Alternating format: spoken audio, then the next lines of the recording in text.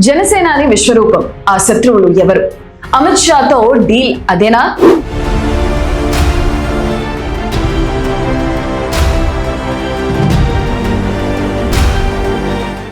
జనసేనాని AP deputy CM Pawan Kalyan ఒకే ఒక్క మీటింగ్ లో వదిలిన రాజకీయ బాణాలు ఇప్పుడు సంచలనంగా మారాయి.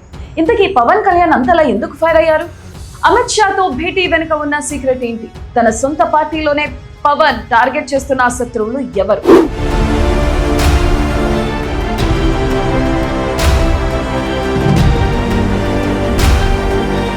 ఇంట గెలిచి రచ్చ గెలవాలి అనేది పాత సామెత. ఇప్పుడు పవన్ కళ్యాణ్ సరిగ్గా ఇదే ఫార్ములాను ఫాలో అవుతున్నారు. ప్రత్యర్థుల సంగతి పక్కన పెడితే ముందు సొంత ఇంట్లో ప్రక్షాళన మొదలు పెట్టారు. శత్రువులు బయట లేరు, మన పార్టీలోనే ఉన్నారు అంటూ పవన్ చేసిన వ్యాఖ్యలు ఇప్పుడు జనసేనలో ప్రకంపనలు సృష్టిస్తున్నాయి. తన సహనానికి కూడా ఒక హద్దు ఉంటుందని, పదే పదే తనను పరీక్షించొద్దని ఆయన ఇచ్చిన వార్నింగ్ పార్టీలో క్రమశిక్షణ తప్పే నాయకులకు ఒక స్పష్టమైన హెచ్చరిక. పార్టీ ఆదేశాలు జవదాటితే ఇక ఉపేక్షించేది లేదని జనసేనాని తేల్చి చెప్పారు. పవన్ కళ్యాణ్ ఢిల్లీ వెళ్లి అమిత్ షాను కలవగానే వైసీపీ అధినేతను జైలుకు పంపడానికే ఈ మీటింగ్ జరిగిందంటూ ఒక రేంజ్ లో ప్రచారం జరిగింది. దీనిపై పవన్ కళ్యాణ్ తనదైన స్టైల్లో కౌంటర్ ఇచ్చారు. ఒక నాయకుడు జైలుకెళ్తే జనసేన ఎదుగుతుందా అంటూ సూటిగా ప్రశ్నించారు.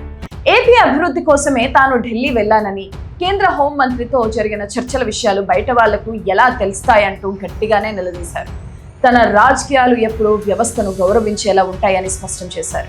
వాళ్ళు అనేది ఏంటి మేజర్గా, నేనంట వైసీపీ నాయకుడి గురించి అంటే ఆయనకి జైలుకి వెళ్ళిపోవాలి, అరెస్ట్ చేయాలంటే ఆయన అంటే క్లాస్ తీసుకున్నారు అంటున్నాను. నిజంగా ఒక క్రైమ్ చేసిన వాడిని నేను చెప్పాలా? అంటే ఒకటి జైలుకి వెళ్ళిపోయి ఒకళ్ళకి ఏదైనా అయిపోతే దానివల్ల జనసేన ఎదుగుతాడు, పవన్ కళ్యాణ్ ఎదుగుతాడు. అంత దిగజారుడు మైండ్ సెట్ ఉంది. అసలు దానికోసం పాలిటిక్స్కి వస్తాం? అసలు మీరు పాలిటిక్స్లో మీరు ఎంపీ ఇలాంటి వాళ్ళు ఎవరు పాలిటిక్స్లో లేనప్పుడు కదా నేను వచ్చి రోడ్డు మీదకి వచ్చి ఆ రోజున వైఎస్ రాజశేఖర రెడ్డి గారు ముఖ్యమంత్రిగా ఉన్నప్పుడు కదా నేను నా తుపాకిని సరెండర్ చేసి కదా నేను పాలిటిక్స్కి వచ్చింది. ఏం మాట్లాడతారు మీరు? ఇక కుల రాజకీయాల పైన కూడా పవన్ కళ్యాణ్ ఉక్కుపాదం మోపారు. తను ఎప్పుడూ కుల రాజకీయాలతో ముడిపెట్టే ప్రయత్నాలు జరుగుతున్నాయని అసహనం వ్యక్తం చేశారు. సమాజాన్ని విడగొట్టే రాజకీయాలు తనకు సరిపడవని తేల్చి చెప్పారు. అదే సమయంలో జనసేనపై రాళ్లు వేసేవారిని వదిలిపెట్టే ప్రసక్తే లేదని వార్నింగ్ ఇచ్చారు.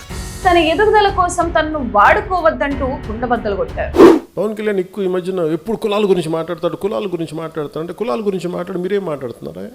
కులం అనేది ఒక సామాజిక సత్యం, ఇట్స్ డామ్ సోషల్ ఫ్యాక్ట్. అది సత్యం, అందుకే దాన్ని ఏం చేయలేదు. దానికి మీరు ఓట్లు వేసేటప్పుడు ఈ వార్డులో ఏ కులం ఉంటుందని మీరు అడగరా?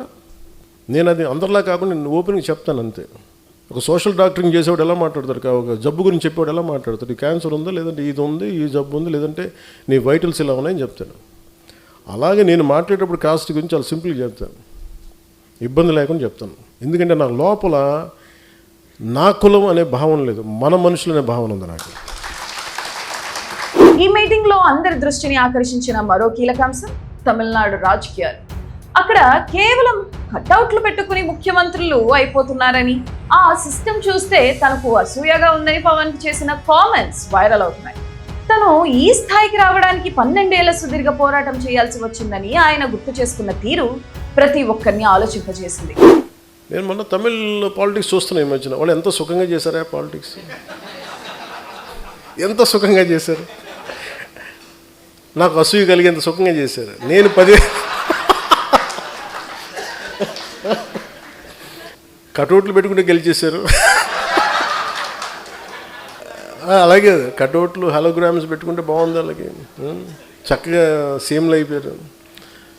నన్ను 15 సంవత్సరాలు రోడ్డు మీద దేకిచ్చినా కానీ